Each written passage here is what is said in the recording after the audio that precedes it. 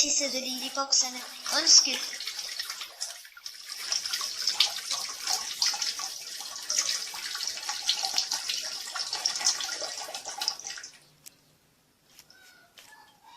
Shit, gutter tissede lige i bukserne.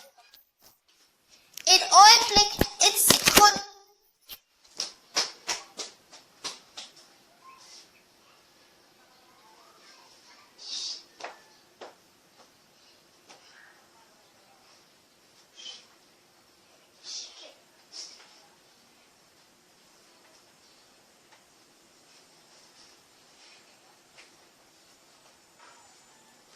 Okay venner, så jeg er tilbage, og derfor så jeg spiste frøer, fordi jeg ikke kæler med frøer.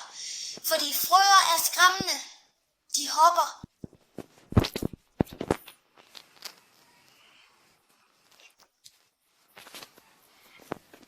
Hvad skete der?